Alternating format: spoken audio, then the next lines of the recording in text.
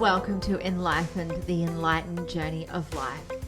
I am your host, Jen Hamilton, and it is an honor to have you here. I am a conscious life coach and women's empowerment mentor, and I activate a potent level of self and soul inquiry with my clients, which initiates deep and lasting transformation in all areas of their lives. I am here for the full human experience, authentically and audaciously sharing my magic with the world. On this podcast, we're all about mastering life on the way to enlightenment. And as we are here having a human experience, we might as well embrace it all. We play in the space of what is real and tangible, just as much as we play in the space of esoteric and metaphysical.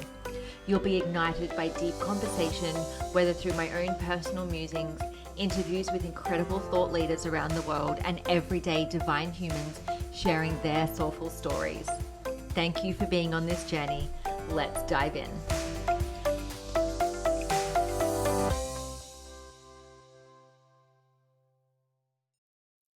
Hello and welcome to another episode of the Enlightened podcast. I am your host, Jen, and today I'm joined by Maria Yakimchuk.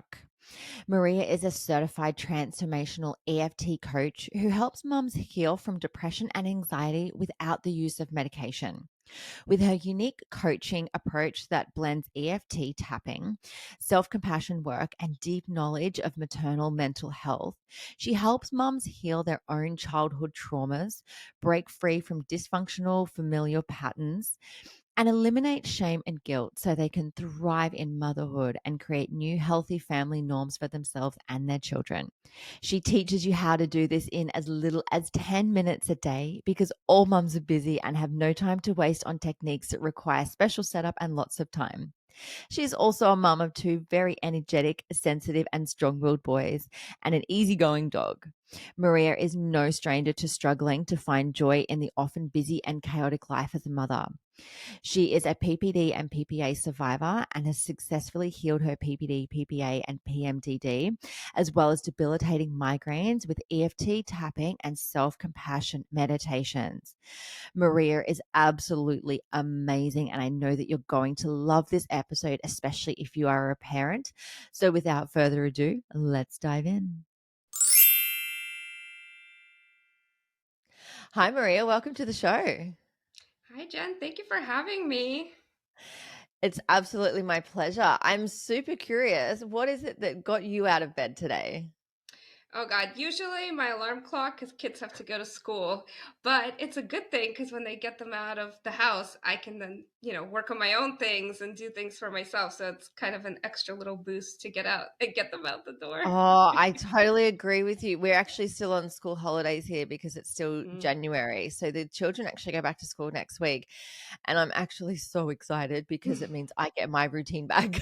Yes, absolutely. Yeah. I mean, as much as like the breaks are lovely, but it just throws you off completely. It really does. And I know that all the mothers out there listening to this will absolutely be like, oh my gosh, yes, feels. Yes. Now, you're an EFT transformational coach. What is Yeah. EFT? Tell us all about that. Yeah, so EFT was new to me last year too, or actually the year before is when I started. It's been like a year and a half that I've been doing this. And EFT stands for Emotional Freedom Technique, or you can know it by another name of tapping, is what people refer to it because that's what you're doing in EFT. You're tapping. And so what EFT is, it's a somatic therapy where we're using the body in order to address our emotional issues because we now know that our physical body is connected to a lot of emotions. Our emotions influence how we feel. It can influence even what kind of illnesses we have stored. And so with EFT, we're working directly on the body by tapping on about 20 or so points in the session. And those points are on your autonomic nervous system, which is also for people who are familiar with acupuncture. It's also the same as the meridians because the meridians follow our autonomic nervous system. And so we just picked about 20 points on the meridian system that corresponds to our emotions. And we tap on them, and we usually start out by saying the negative that we're tapping on. So, like our problem. And we tap on that, and then we then tap on sort of like the positive of reframing the problem. So you're essentially having somatic therapy together with sort of CBT, bringing those together to be able to help reprogram your body. And because we're going after your body and your autonomic nervous system, it's a lot more impactful because we're kind of foregoing the conscious mind and going straight into your body where it reacts. So basically, next time when you're having anxiety, we know we can't think our way out of anxiety, but we can absolutely tap our way out of anxiety. That's amazing. And I've been around tapping for quite some time. I've got people in my field that talk about it all the time. And I have done it before, but it's just such a beautiful reminder that we have access to these tools to be able to help us through. Yeah. And I'm a huge fan of acupuncture and Chinese medicine. So as soon as you start talking about the meridians and the energy centers, like you've got my attention. What are some of the things that people come to you with? So I focus primarily on moms who are suffering with postpartum depression and anxiety. One of the biggest things I see because they're moms is a lot of anxiety, a lot of depression, not all of it necessarily postpartum, some of it they could have had before. And another big thing that I focus on is helping women with birth trauma of any kind. And so we use EFT for that. And, from sort of the big issues, you start getting into sort of smaller underlying issues like, we have a lot of limiting beliefs that we bring from our family of origin. There could be generational trauma. There's just a lot of these negative messages that we collected throughout our lifetime because somebody said something mean to us and it just stuck in us. And from then on, it's sort of changed our thinking and we can go and reprogram that. And the thing is, when we address all of those things, it helps free us up into who we really are. And what's important for moms is when we do that, we sort of clear out the negative, we're able to help our moms regulate better. And when moms regulate better, they're much gentler and more empathetic as parents. So then we pass that on to our children. So I use EFT as sort of a gateway to gentle parenting with a lot of my moms. I love that. That's amazing. How did you first get into it? Like, what was the catalyst for you to discover this and then start using it in your own life and then bring this magic forward to others? Yeah, I mean, I think for me, it's like a lot of people. I was suffering with a lot of chronic issues. I'm a migraine sufferer, which my migraines became way worse after I had my kids, especially my second. I was having I went from being an episodic migraine sufferer to a chronic one, so I had like 20 plus days a month in pain, which was not functionable with two kids. And I also had digestive issues, and I was never finding any real help or relief through any traditional doctors at all. Plus, I had some lingering postpartum depression that I just couldn't quite get rid of. Like, I did therapy with my therapist and I was doing self help, like, journaling, things like that. And there's just something that stuck. So I don't remember. It's like sort of EFT like fell into my lap from, I think I was researching something and clicked on it, and then obviously Facebook gods know what you're clicking on Google, and so then I got ads for the program, and I'm like, well, let me try it. If like I'll try it on myself, if it works, that's great. If it doesn't, I'm out some money, it's not a big deal. But it did work, and so I continued with the program to go past just healing myself to become certified to help other people. Beautiful. And is it something for you that has like stuck, like the results that you've had from tapping? Is it something that you have to go back and revisit? Like, do those does those anxiousness or the postnatal depression or anything, does that still come back, or is it just once it's done with? So usually once it's done with. The only caveat with it is all our sort of problems and issues are very layered. So what happens a lot of the times, if a problem comes back, it doesn't mean that the process didn't work. It just means that a new layering came to life. So I look at the EFT process as you literally have an onion, right? And you're peeling layers. So you might peel the layers and you're like, okay, I'm okay, but then later like some other layer comes up and you're just like, oh, I didn't even think about it. So like when it comes back from a different perspective, but what you cleared out, it doesn't come back. So you do get lasting effects from it. So like the things that were bothering me about a year ago when I just started, they're not really an issue anymore. That, however, does not mean that I'm completely healed and I have no issues. I just have different issues. I have space to work on different issues now. That's the healing journey, isn't it? Like, Yeah. it's the healing onion, like, it's the layer after layer, and you get through one layer, and you kinda hover there for a little bit, you're like, "Hang on a Mhm. second, there's some more under here." Oh yeah, absolutely. And I think it's beautiful, and I think it's also important to keep reminding people that it is an onion that maybe you'll never peel in your lifetime, and maybe you're never meant to, because the important part is that we are on this journey and we are healing. And as moms, I think it's doubly important to do it, because then we can pass this on to our kids, because then there's if we heal the level, we're not passing it on to our children to having to heal this, right? Like, we're not passing our trauma onto them. We might pass different traumas onto them, and they'll have to deal with other things, which is again, the healing process. But at least the old thing we dealt with, we don't have to pass it on to them.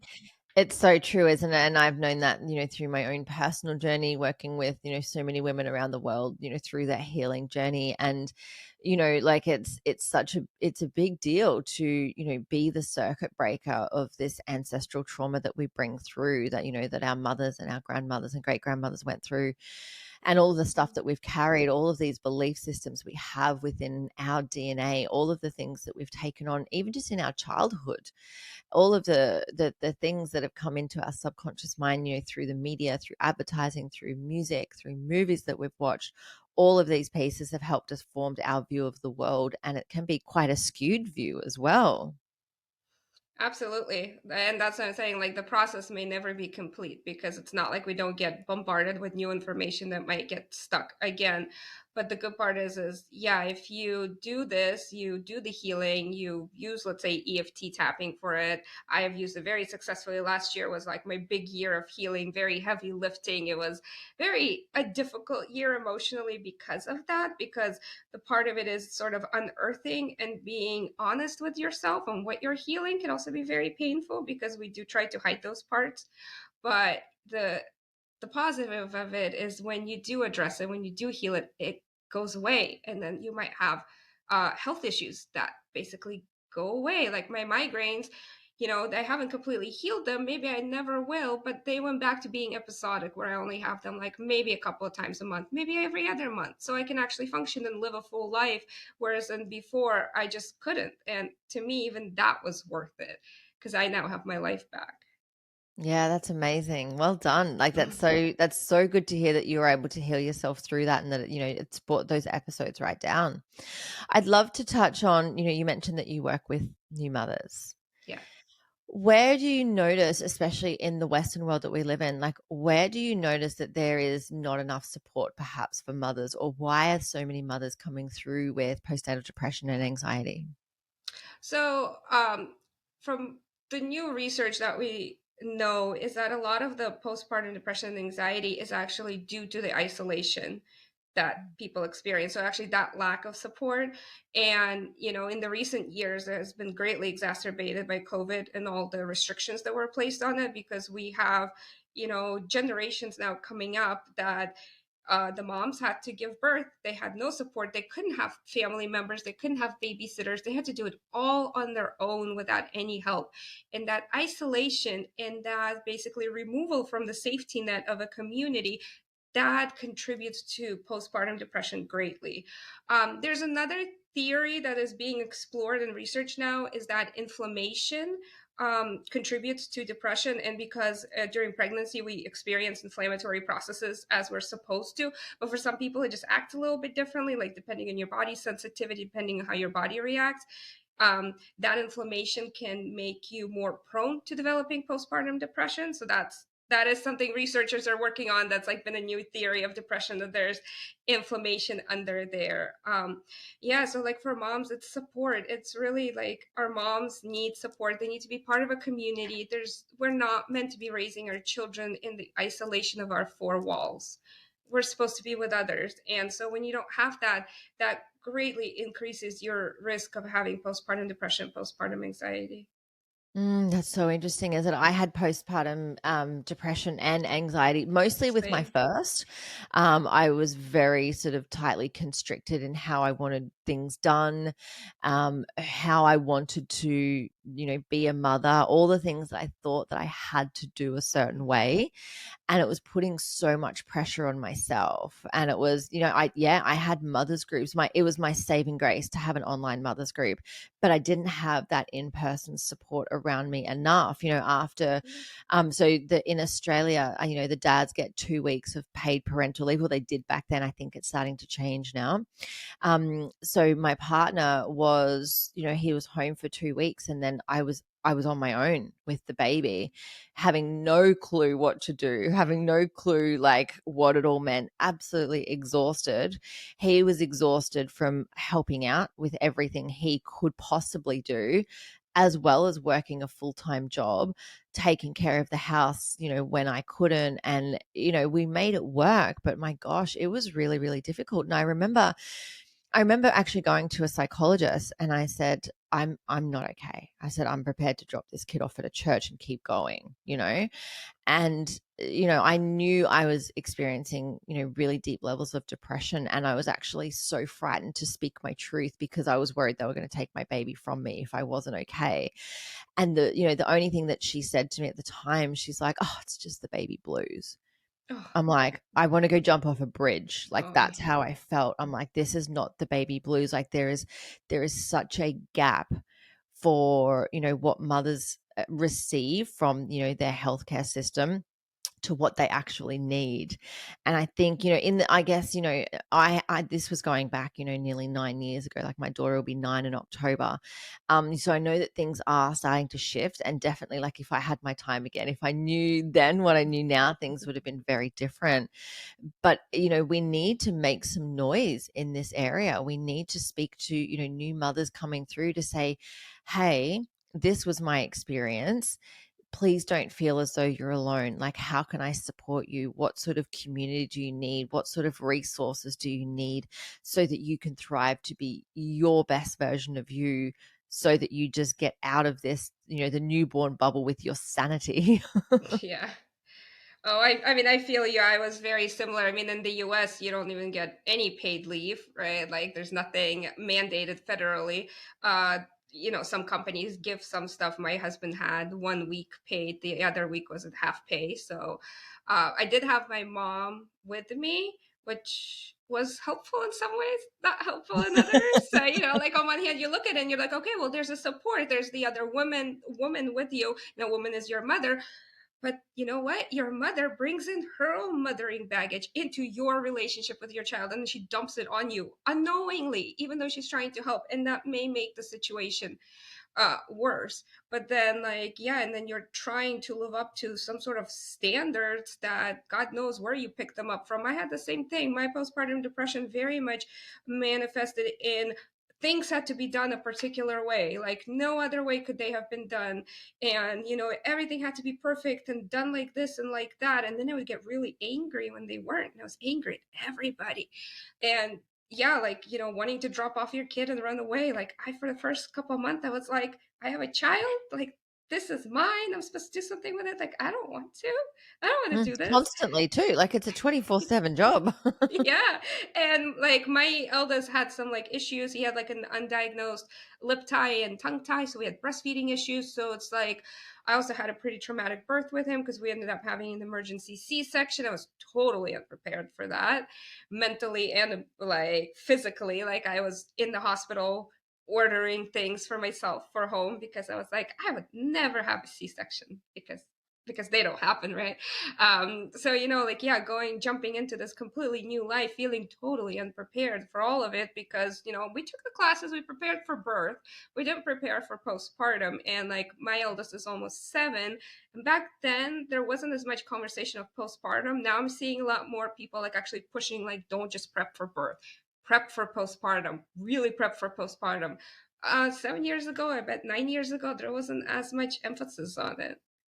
No, there wasn't. They talk about the fourth trimester, that, Yeah. the 3 months after you have the baby, you're still in such a deep process. Like, not to mention the sheer exhaustion that you have been through. Like, you don't just, give birth or go through a C-section and be like, okay, I'm just going to go sleep for 12 hours now. I'm really tired. Thanks for Yeah. coming. you don't get that catch up, and then it's that constant feeding around the clock. It's all day, it's all night. There it's like lack of sleep is a form of torture, Oh like yeah. literally. Yes. And we're thrown into this, and when we don't have I didn't have the luxury of my partner having to being able to take more time off. In Mhm. fact, when we had our second child, he came a week early, and he messaged his boss in the morning, and his boss is like, "Oh, can you just come in for the day because we're really busy?" And he was Mhm. like, "No." Like, but that was that old school mentality. It's like, "Oh, well, you still need to work." It's like, "No, mate, I've just had a kid." Yeah, yeah. Yeah, no, my Mm. husband's job, like their boss was praising another dad who came back to work very next day, and my husband was like, Why are we praising that? Like we should not be."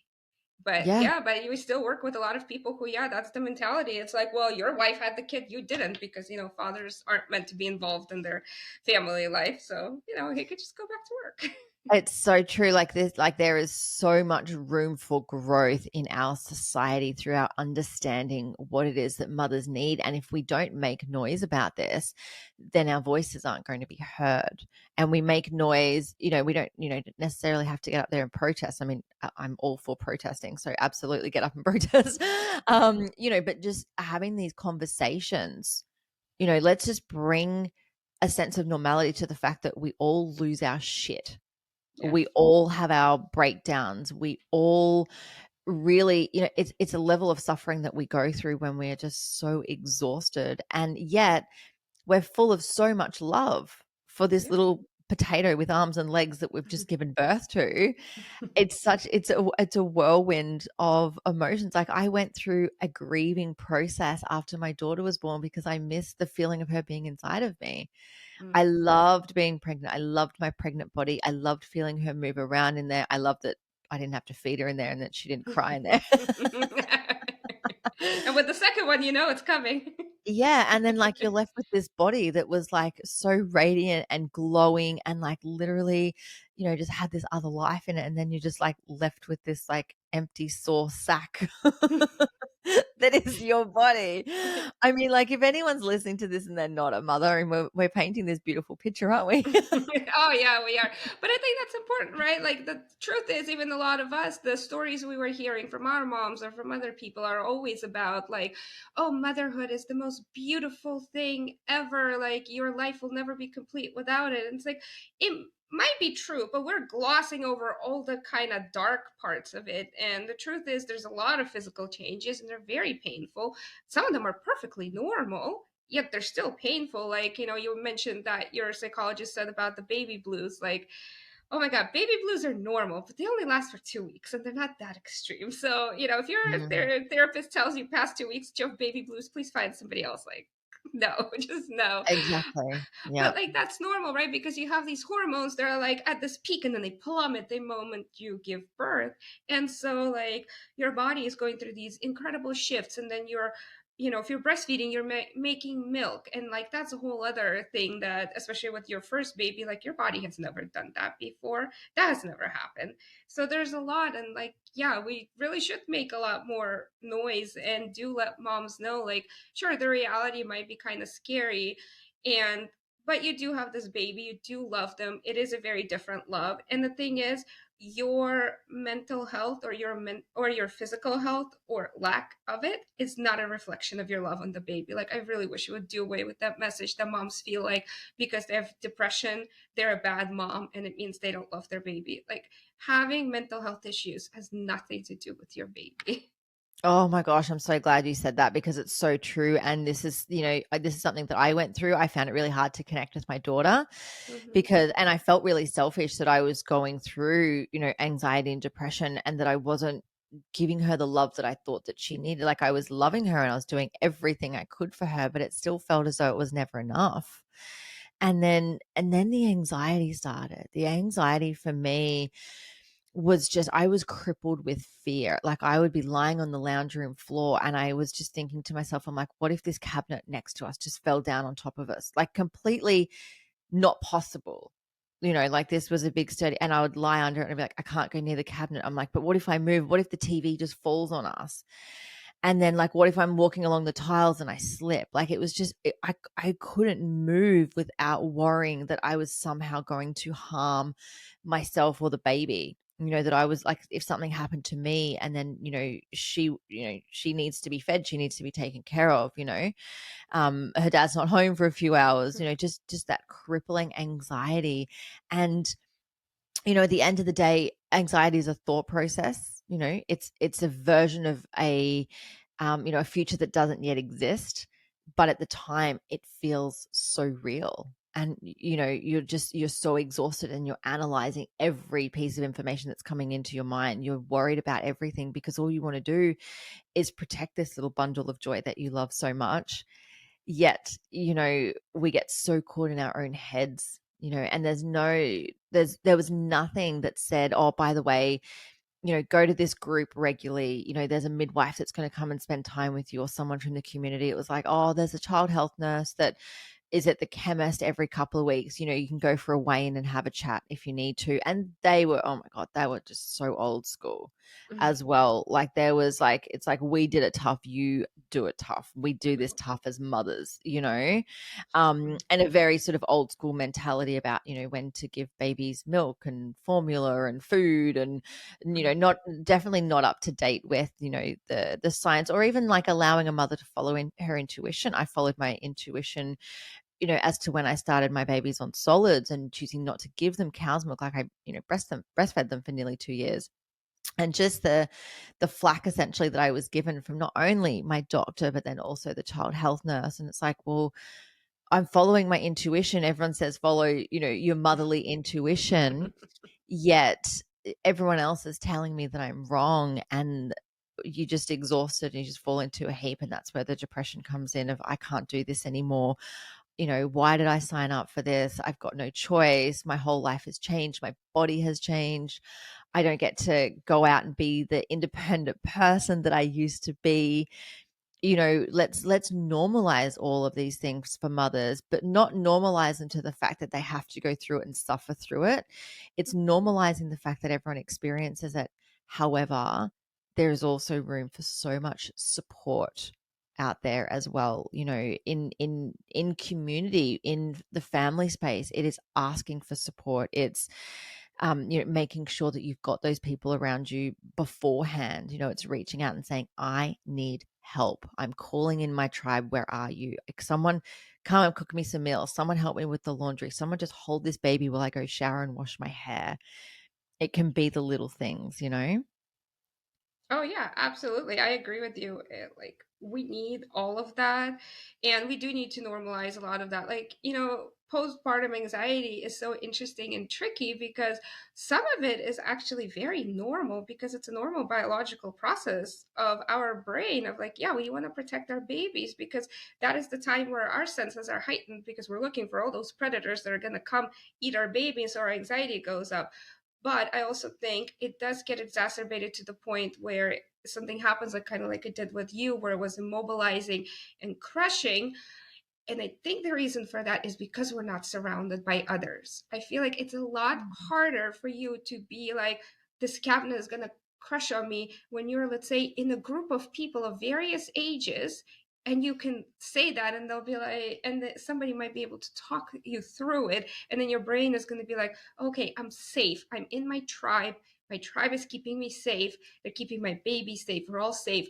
My anxiety can fall away. But when you're by yourself, like that is the antithesis of being human because that is how we die when we're not in a group. So of course, being a mother with a baby alone, your anxiety goes through the roof because you're in protection mode, right? And you're right, we have to be able to normalize that there's a lot of this happening, but also recognize at what point normal stops being normal and does require the help because there is a level of anxiety that's normal and there's a level of anxiety that is crippling you and you can't tend to your baby or you can't leave the house or you can't go into the house or you can't do certain things, right? Like there's a fine line, and unfortunately, as you were saying, a lot of the medical professionals are really not up to date on it. They don't want to hear the new research, they don't want to change anything. And yes, it is hard being a mom when your intuition is questioned every moment of the day where you're told that you're wrong, but it's like at the end of the day, I'm the mom. I'm the one spending the majority of the time with this baby, not the doctor that sees them for 15 minutes. Like, sure, they can maybe diagnose an acute illness, but I'm the one that knows if this isn't normal for them. So please listen to me. So yeah, I mean, like, we spread the message of please listen to mothers. We're not stupid. We didn't lose brain Mm. cells. We know what we're talking about, especially when it comes to our children. We're not crazy. We are actually, a lot of us are educated women who, yeah, we have chosen to have children, but because of that, nothing else has changed. So we do a lot of our research and we follow our intuition and we bring it together. And so, yeah, we would like to be heard and we'd like to be respected.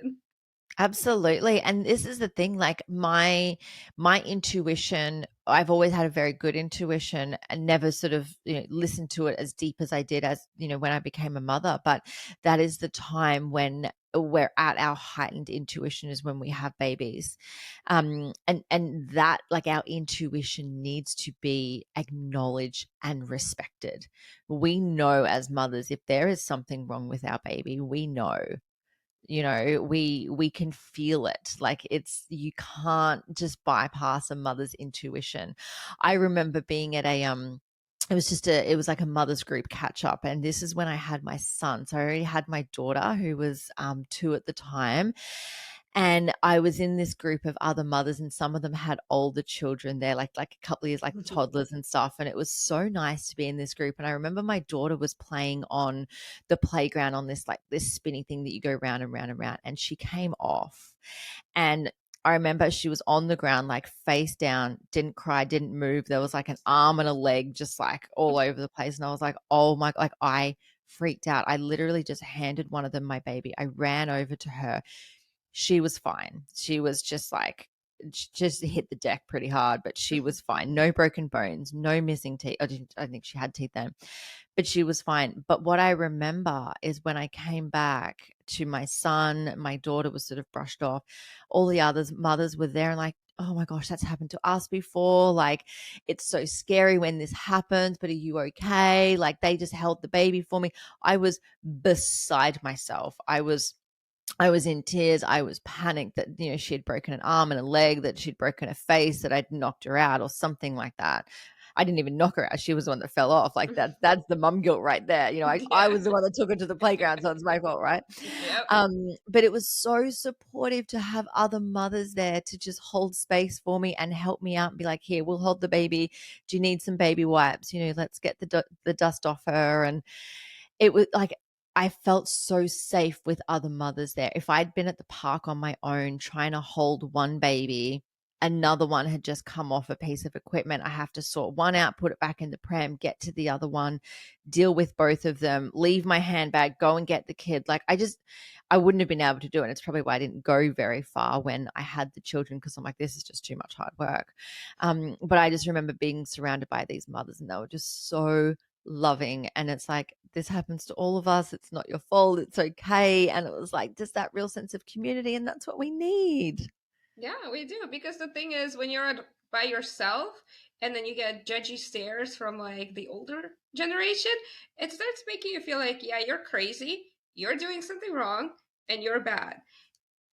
And none of that is true. Like, and you definitely feel it when you're around other moms who are like you in the same situation, because you do get that support instead of that judgment. Because truth is, every single one of us had a child that fell. Mine fell down all the way into our basement, and it was a full Oh, floor. He luckily was perfectly fine, but you can imagine I was pregnant with my second, and my toddler just whooshed down all the stairs. just thunk, thunk, Yeah. thunk, thunk, thunk, thunk. Right. Yep. Right. So something like that, you're just like, how do I recover from it? But then, you talk to other people and you're like, okay, well, my child has fallen off this really big structure and my child fell out of the chair and got a concussion, right? Like, you get those kind of stories and then you're like, okay, well, that's the reality of all of us. Like, children get hurt and it's not Mm-hmm, even necessarily anybody's fault. And we shouldn't mm-hmm, blame ourselves. We shouldn't blame them. We shouldn't blame anybody else. Like, things happen and it's okay. We can, as long as nobody's seriously hurt, we can all pick up, go along. Doesn't make us bad parents, doesn't do any of that. But yeah, but you don't feel that unless you're around others. Like, when you're around other mothers is when you feel it. When you're by yourself, yeah, those thoughts, they just eat you alive. And to use Mm. them. And if you're just with your thoughts all the time, you can't escape them. That's how you get depression and anxiety, sitting with those thoughts. Yeah, yeah. Oh gosh, I could talk on this subject all day. I know, me too. I'm so passionate about, empowering women and, mothers to just have this full experience of motherhood, but be surrounded by community, be surrounded by other people, to ask for help, to ask for questions. And the thing is, like, if we've had an experience as a child where we haven't been able to ask for help because we've been told no, or we've been put down or made to feel silly for asking for help, then that's also going into our subconscious mind. And that's probably something that tapping can help with as well. What would you say to that? Oh, I had to do that because I was the one that the moment I became a mom, all of a sudden there was like a switch came, like flipped of I have to do it all myself. I have to handle it all myself. Other people have it worse. Basically, on repeat, everything that I've heard as a child, like immediately just came flooding in. And yeah, like even years later, there's still a lot of it left. And I was tapping out a lot of it. I've been working with my own tapping. I was not only working on sort of my own depression and things like that, but I've also started digging into some of the generational trauma that I have down the female line. And a lot of these like sayings and words that I heard from family that really deteriorated who I was and deteriorated my self-esteem. And again, like they may not have meant it in a bad way, but that's what they heard and they just passed it on to me. But I was determined that I don't want to pass that on to my children because like I don't need children with such an eroded self-esteem like I had, who are then 30 years later sitting there being like, okay, let me tap this out because this is just eating me alive. I can't live my life. So yeah, tapping for any sort of those messages that we receive that are just not letting us move on, like things of like I'm not good with money, or I can't be independent, or I can't ask for help, or I'm not good enough, like that collected from somewhere often started with our family. Sometimes it could be school. There's different impactful parts of our life, but that has been sort of garnering in our whole entire life. And then we have these imprints and we build our life based on those imprints, and a lot of times they're very limiting and they do come out in motherhood. And that's why we end up with moms who don't ask for help, suffer silently, have very serious mental health illness, but there is a message in the back of their head of like, we don't ask for help, we power through, right? That old school Mm. mentality you were talking about. Like, and my hope is that with every mom I help, I release them from that thinking, and I allow them to not only be them, but also know that they can ask for help and they can be supported, and they can pass this message on to their children, especially if they're raising little girls, that their little girls, when they become moms, if they choose to, they can ask for help and it's not a stigmatizing situation. Yes. Oh, I love it so much. When you're going through the process of tapping, um, what does it feel like when things start to shift? Do you start to notice, like, when you change your sentence from the negative that's been impacting you to the what it is that you want to essentially rewire into your system? Do you feel a sense of calm coming over you? Do you not feel it instantly? Do you just tap harder to get the frustration out? Like, what does it feel like as you're moving through that transition from like, it's not okay to, actually, I am going to be okay? Well, it's different for different people and different for like different situations. So I've had situations where some of the issues were very serious and like long standing, and I didn't really know what the issue was. And when I had movement, it felt like a little physical sickness. Like I would get the chills, then I'd start sweating, and like my whole body was like shaking, and I would be tired. Like I would need to go take a nap after it. It was just that intense. Sometimes I would get headaches or migraines as I was tapping on something serious that would resolve later after I rested. Usually it was being very tired, very, very tired, which to me signified that, I did a lot of hard work. We moved a lot of this really heavy stuff out of my system. Now my system needs to rest. And then as I cleared out these more serious things and I had sort of like the next layer, I would sometimes go from feeling like, some just tingles around my body, like, like sort of like energy moving through. Sometimes it'd be my head or my whole body. Sometimes it really is if it was like an anxiety. So I usually carry my anxiety in like my chest and my throat and sometimes my solar plexus. So it would be like when I would start tapping, it would feel like somebody's like clenching it, like with a fist, it would be really tight. And then when I would go through a few rounds and I got to the point that it's clearing out, it definitely felt like somebody just like released the tension and you could feel like, okay, there's some openness in here and I'm open. So yeah, and there were times where I would tap, nothing would happen during the session. Like I didn't really feel much of a shift during the session. Didn't really feel much right after it either. But then the next day after I slept, I would wake up and it's almost like, aha, something changed. I don't know what, but I know something changed. Like things like that. Like sometimes they're imperceptible and they take time, but there's always been some sort of a shift happening. I love it. That's so cool. And how can people find you to work with you? What does that look like? Do you see clients all over the world online? Yeah, I do because I don't have to be in the same room with the person. They follow what I do. So I do Zoom, basically Zoom one-on-one sessions with my clients. And I have two different offerings. So if somebody is just kind of wanting to check out EFT, see if it works for them, I have a package that's 4 sessions that's meant to be used over a month. And then if somebody's ready to do a more deeper dive into their healing journey and especially centered around motherhood, I have a 3 month program as well. And again, all of it is done online and one on one. And my website is www.parentonboard.com. And you can also find me on Instagram, Facebook, and TikTok. And the handle is Parent on Board Coaching. So you could also, get to know me like that. I love talking to people like through Facebook message. I always say that if you want, like, have any questions, you want to message me, that's a great way to get a hold of me. I have the app on my phone, so it's very easy for me to answer. And I love to offer support. I have a Facebook group, so try to post some things in there. It's Parent on Board, Parent on Board community support, and try to put out some good information there, answer people's questions. So yeah, that you can access like that. And I'm hoping to bring in more resources through the year, like maybe put out some courses and stuff like that as I have time, because as I said, yeah, I started the business part of it only like last year in the summer, so it's been kind of a baby business growing. Beautiful, beautiful. And we will link to all of those things in the show notes as well. Maria, have you got any advice for our listeners out there? Anything aligned with tapping, anything for mothers that are listening? Any words of wisdom? Yeah, so I think, as we were talking about, don't be afraid to ask for help. Please, like, ask for support, ask for help, and don't be scared of it.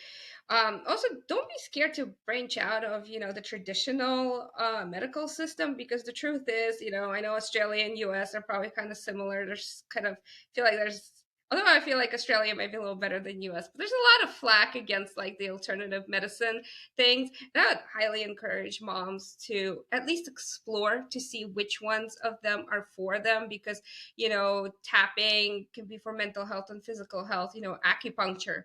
Same thing, mental and physical health. I always encourage my moms to seek out functional medicine providers, because a lot of moms they don't realize how depleted they are through pregnancy and through breastfeeding, and how they need to get their levels of their vitamins up, and how important that is, and what a big piece that is in mental health. Because we can be working on your emotional thing, but if the reason you're having depression is because your vitamin D is way below where it's supposed to be, there's no amount of tapping that I'm going to be able to do to help you with it, because your body is lacking something. So consider integrative approaches for sure.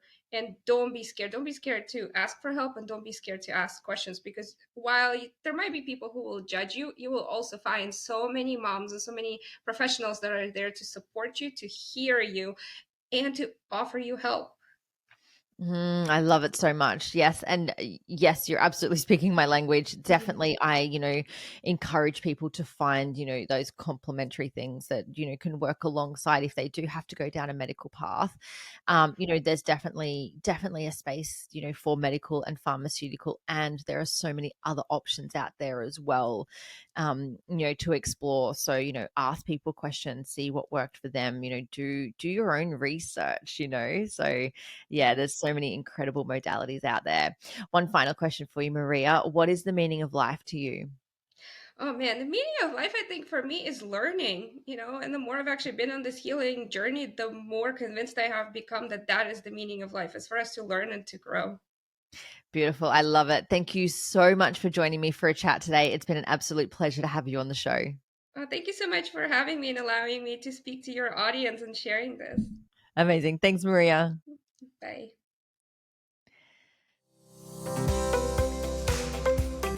Thank you so much for joining me for this episode. I hope you love the Enlighten podcast, and the biggest compliment you can give me is subscribing to this podcast, sharing it, and leaving a rating and review.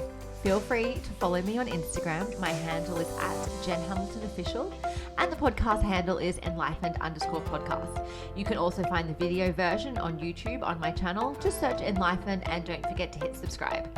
Have a beautiful day and enjoy living the enlightened journey of life.